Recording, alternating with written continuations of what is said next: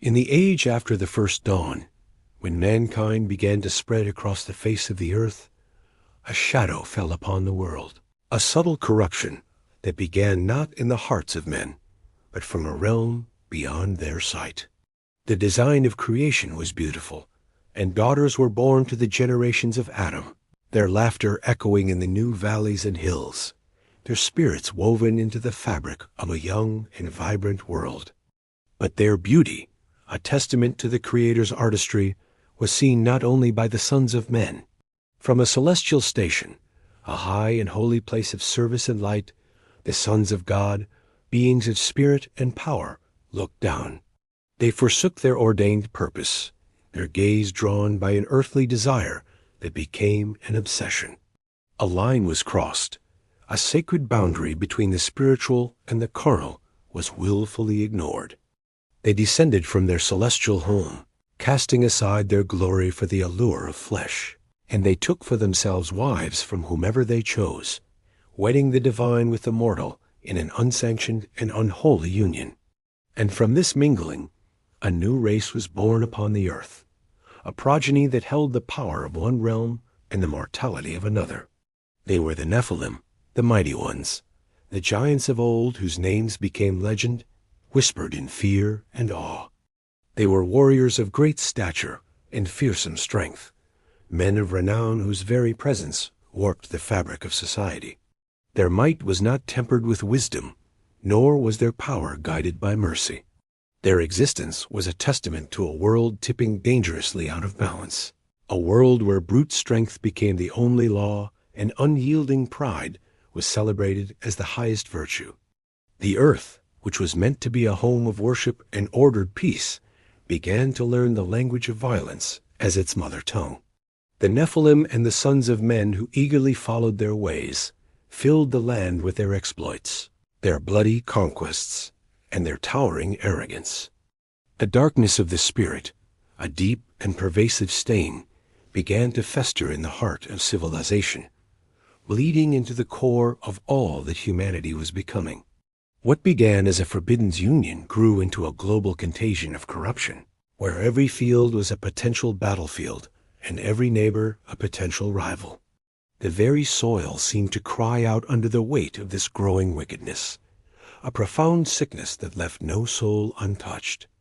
The Lord looked down from his heavenly throne, his gaze penetrating the clouds and the clamor of the world he had made.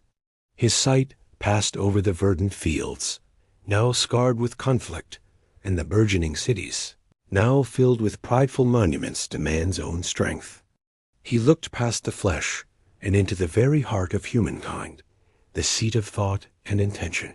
What he saw there brought a profound and holy grief to the Creator, for the wickedness of man was not merely present, it was great in the earth. It was not a fleeting evil, a momentary lapse, but a constant, unending torrent of depravity. Every intention, every single thought that blossomed in the minds and hearts of men and women was only evil continually. The world was not merely flawed. It was saturated with a corruption so deep that it had twisted the very purpose of its own existence into a grotesque mockery. The Lord saw the pervasive violence, the casual cruelty, the worship of power, and the dismissal of the weak. He saw the Nephilim, these titans of flesh and spirit, leading humanity as willing students further into the abyss of its own making. And the Scripture says, he regretted that he had made man on the earth, and it grieved him to his heart. This was not the regret of a flawed creator, but the sorrow of a perfect father for a child who had chosen utter ruin. The divine sorrow was a tempest in itself, a holy anguish for a creation that had so thoroughly defaced its own divine image. So the Lord spoke, not to man, for man was no longer listening, his ears filled with the sounds of his own glory. He spoke his judgment as a decree to the heavens, a voice of solemn thunder that reverberated through the cosmos, a promise of terrible and cleansing judgment. I will blot out man, whom I have created, from the face of the land, the declaration went forth. Man and beast and creeping thing and birds of the heavens, for I am grieved that I have made them. A sentence of unmaking was passed upon all terrestrial life. Yet, in this world of unceasing darkness, there was a single point of light, a flicker of faithfulness in an ocean of rebellion.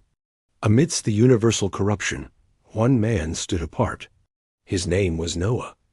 And Noah found favor in the eyes of the Lord.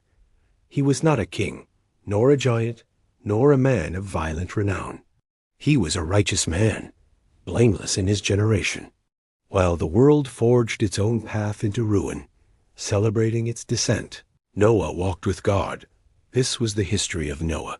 He was a father of 3 sons, Shem and Ham and Japheth, raising them under the shadow of a decaying world, teaching them a faith that the world had forgotten.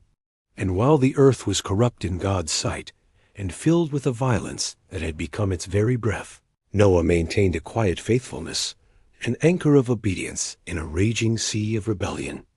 God looked upon the earth, and indeed it was corrupt. The judgment was not hasty, it was a confirmed reality. All flesh had corrupted its way on the earth, turning the gift of life into a weapon of pride and destruction. The time for sorrowful observation had passed. The time for divine action was at hand. And God spoke directly to the one man who still listened, the one heart that was still turned toward heaven.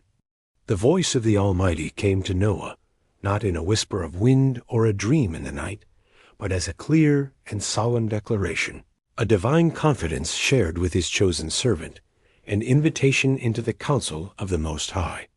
I have determined to make an end of all flesh, God said, his words carrying the weight of cosmic finality, the sound of a closing door on an entire age. For the earth is filled with violence through them. Behold, I will destroy them with the earth. The judgment was absolute, a holy unmaking that would wash the world clean. But it was not a declaration of total annihilation. It was a sentence that came with a breathtaking promise of salvation, a narrow door through a storm of utter and universal destruction. Make for yourself an ark of gopher wood, the Lord commanded, shifting from a verdict of doom to a blueprint of deliverance. The instructions were precise, a divine architectural plan for a vessel of survival. Make rooms in the ark, and cover it inside and out with pitch, to seal it against the waters of judgment. This is how you are to make it. The length of the ark shall be 300 cubits, its width 50 cubits, and its height 30 cubits. It was a vessel of colossal proportions, a floating fortress designed not for speed or for war, but for unshakable endurance. It was a ship to ride out the death of a world. You shall make a roof for the ark, and finish it to a cubit above, and set the door of the ark in its side. Make it with lower, second, and third decks. Every detail was provided, every measurement a part of the divine plan for preservation. Then God revealed the nature of the coming apocalypse, the awesome power he would unleash.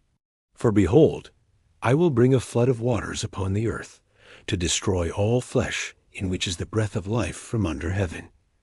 Everything that is on the earth shall die. There was no ambiguity. The world that Noah knew, the world of arrogant men and mighty Nephilim, was condemned. But then came the words of hope, the anchor of a new covenant. But I will establish my covenant with you, God promised Noah, and you shall come into the ark, you, your sons, your wife, and your sons' wives with you. 8 souls against the tide of oblivion. The plan of salvation extended beyond Noah's family, for it was a preservation of the entire tapestry of life that God had woven at creation. The Creator's command continued, a great and merciful task laid upon the weary shoulders of his faithful servant. And of every living thing of all flesh, you shall bring 2 of every sort into the ark to keep them alive with you. They shall be male and female. It was a staggering directive, a logistical puzzle of impossible complexity.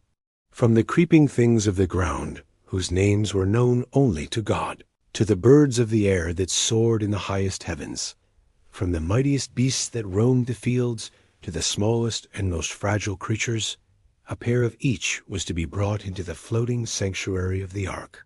Of the birds according to their kinds, and of the animals according to their kinds, of every creeping thing of the ground according to its kind.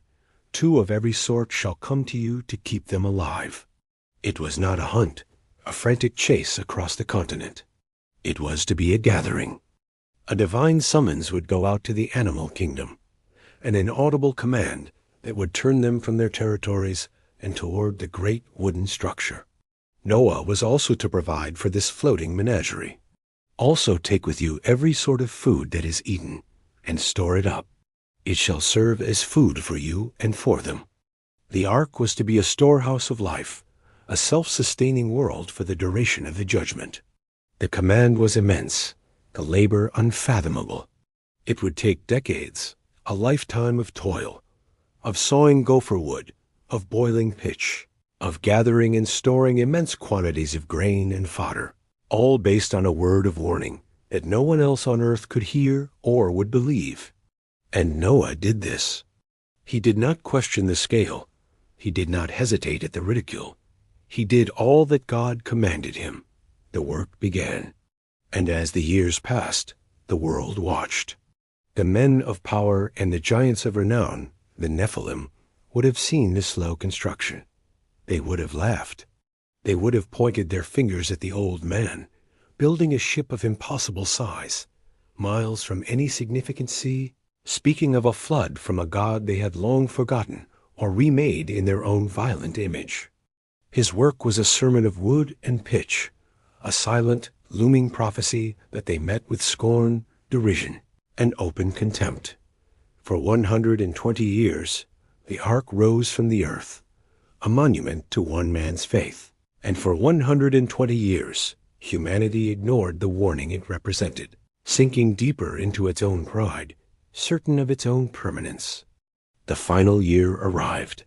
The great vessel stood complete, a monument of audacious faith in a world of unshakable disbelief. Its sheer scale was an affront to the landscape, a silent, wooden prophet testifying to a coming doom that the world refused to see. The last nail had been driven, the last coat of pitch applied. The long, laborious season of preparation was over. The time of God's patience was at its end. Then the Lord spoke to Noah again, his voice cutting through the silence of the waiting, giving the final instructions before the closing of the door.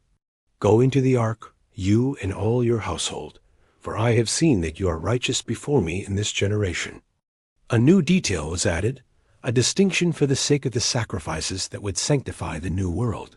Take with you 7 pairs of all clean animals, the male and his mate, and a pair of the animals that are not clean, the male and his mate, and 7 pairs of the birds of the heavens also, male and female, to keep their offspring alive on the face of all the earth.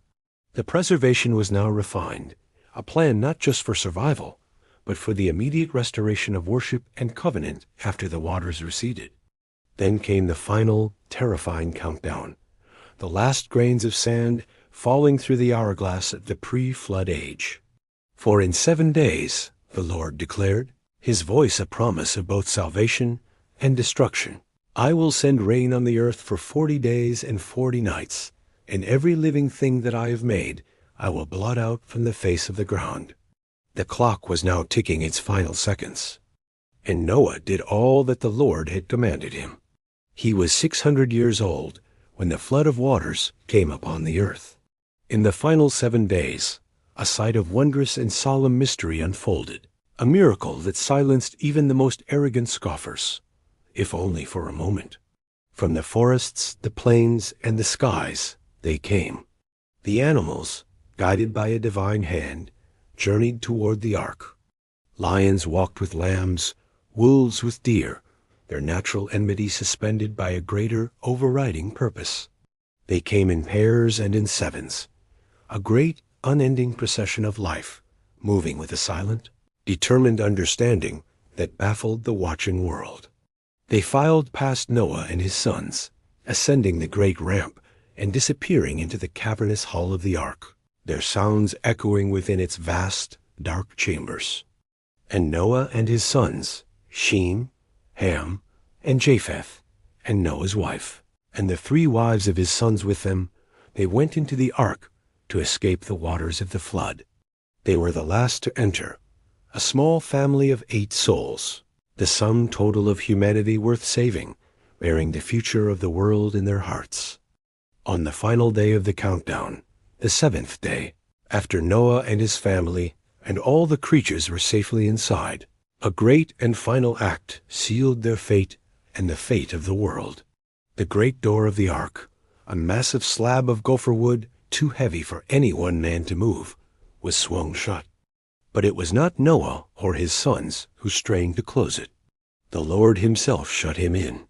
It was an act of both infinite protection and final separation, a divine hand closing the door on an age of wickedness. Inside, the sound of the world was suddenly muffled, the light of the sun extinguished, replaced by the dim glow of whatever light sources they had. It was an act of profound mercy for Noah, a divine seal upon his refuge.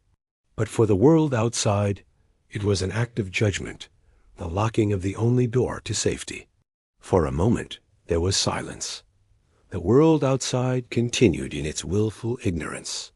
Marriages were still planned, business was conducted, the powerful reveled in their strength, and the Nephilim boasted of their conquests.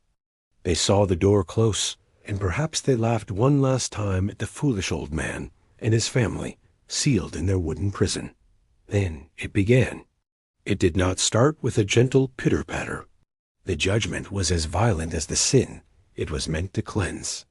On that very day, the scripture says, all the fountains of the great deep burst forth. The very crust of the earth fractured under divine pressure, and subterranean oceans, held in check since creation, exploded upwards with unimaginable force. Great geysers ripped the land apart, hurling steam, water, and rock into the sky. And at the same time, the windows of the heavens were opened. It was not rain, as men had known it. It was a deluge, a solid wall of water that fell from the sky, as if the oceans held above the firmament were being poured out upon a guilty earth. The sound was a deafening, unending roar, the sound of a world being unmade. Panic erupted. The laughter of the scoffers turned to shrieks of terror. People ran for high ground, a futile scramble against a rising tide that came from above and below simultaneously. The mighty Nephilim, for all their legendary strength, were as helpless as children against the power of their Creator. The waters rose with horrifying speed, swallowing the plains, then the hills, then the cities. And the ark, that object of a century of ridicule, began to stir. It groaned under the assault of the waves, and then it lifted. The great vessel rose upon the face of the waters, floating calmly, sovereignly, above the chaos and destruction that was consuming the world below. The rain fell for 40 days and 40 nights without ceasing, a relentless punishing torrent from a sky that had become a gray sheet of water. The waters prevailed and increased greatly upon the earth, and the ark floated on the surface of the deep, a solitary vessel on a planet-wide ocean. The world that had been was erased, submerged under a churning gray sea of judgment. Every trace of man's civilization, his cities, his monuments, his farms, was gone. The waters prevailed so mightily upon the earth that all the high mountains under the whole heaven were covered. The flood rose higher still, until it was 15 cubits, more than 20 feet, above the peaks of the tallest mountains. There was no refuge, no high ground, no cave, no escape. Every living thing that had stood against God, that had followed the path of violence and corruption, was now facing the final consequence. The narrator of this history must speak a solemn eulogy for a lost world, for a humanity that chose pride over obedience. All flesh died that moved on the earth. The birds of the air, their song silenced, were swept from the sky. The livestock in the fields, the wild beasts of the forest, all the swarming creatures that filled the land, and all mankind. Every man, every woman, every child who was not on the ark perished. Everything on the dry land in whose nostrils was the breath of the spirit of life died. The giants, the tyrants, the proud, the scoffers, all were silenced, their empires and ambitions dissolving into the depths. Their renowned strength, which had terrified nations, could not save them from a single drop of rain when it was sent by a righteous God. He blotted them out from the earth. Only Noah was left, and those who were with him in the ark. They alone remained, the remnant of a drowned world. For 150 days the waters prevailed upon the earth, a long and silent season of cleansing. Inside the ark there was the sound of life, the smell of animals, the quiet prayers of a faithful family, adrift in a world of death. Outside there was nothing but the sound of water, an endless, slate-gray ocean covering a world that was now a silent, watery tomb. The planet had been baptized by water, washed clean of the great stain of its own evil, waiting for a new beginning under a sky that had not yet cleared. But God, in his righteous judgment, did not forget his covenant of mercy.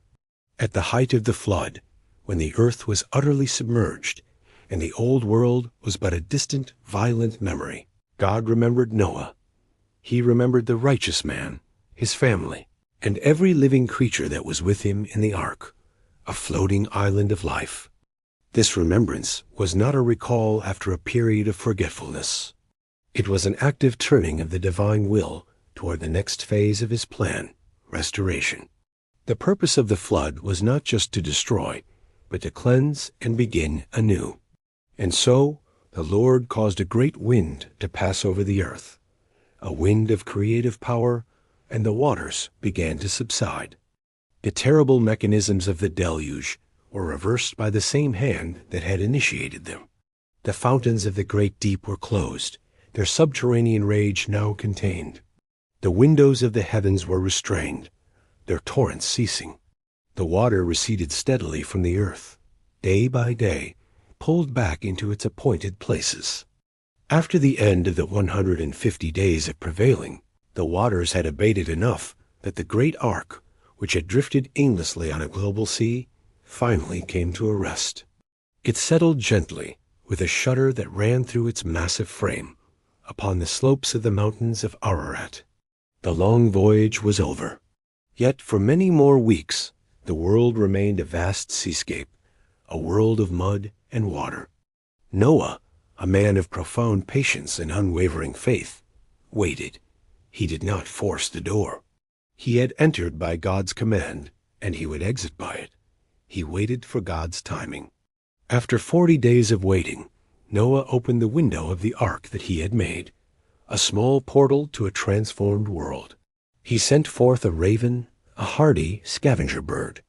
It flew to and fro, a black speck against the gray sky, finding places to land on floating carcasses or the emerging, barren peaks, until the waters were dried up from the earth. Then he sent forth a dove, a gentler bird, to see if the waters had subsided from the face of the ground. But the dove found no place to set her foot, no branch, no dry land, and she returned to him to the ark, a symbol that the world was not yet ready for life. He waited another 7 days, and again he sent forth the dove from the ark.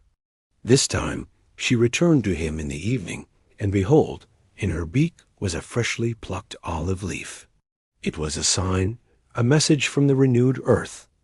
Life had returned. The judgment was over. The soil was producing anew. It was a symbol of peace and hope, the first green shoot of a washed world. Noah knew God's promise was true.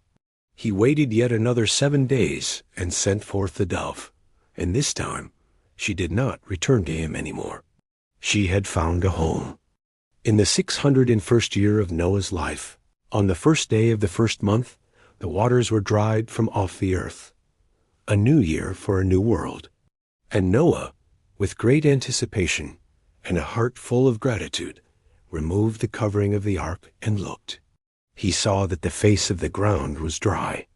The world was new, pristine, and silent, washed clean of all its former corruption and violence. The air was pure. The land lay bare and open, a blank canvas awaiting the masterful hand of its Creator and the faithful stewardship of his chosen remnant. By the 27th day of the second month, The earth was completely dry, ready to receive life once more. Then God spoke to Noah, his voice now not a warning of judgment, but a joyful command for a new beginning. Go out from the ark, you and your wife, and your sons and your sons' wives with you. Bring out with you every living thing that is with you of all flesh, birds, and animals, and every creeping thing that creeps on the earth, that they may swarm on the earth, and be fruitful and multiply on the earth. The door was opened, and a new world greeted them. Noah and his family stepped out onto the clean soil, their feet the first to walk this renewed creation, their lungs filling with the fresh, unpolluted air. Then came the animals, pouring forth from the ark in a triumphant exodus, a torrent of life released back into an empty world, spreading out to fulfill their mandate to populate the land. As his very first act in this new world, Noah built an altar to the Lord. Before building a home for himself, he built a place of worship for his God. He took some of every clean animal and some of every clean bird and offered burnt offerings on the altar. It was an act of profound gratitude and selfless worship, and the scripture says that when the Lord smelled the pleasing aroma, the scent of a faithful heart, he said in his own heart, I will never again curse the ground because of man, for the intention of man's heart is evil from his youth. Neither will I ever again strike down every living creature as I have done. And God blessed Noah and his sons and established his covenant, a promise to all creation. As a magnificent and eternal sign of this unbreakable promise, he set his bow in the clouds.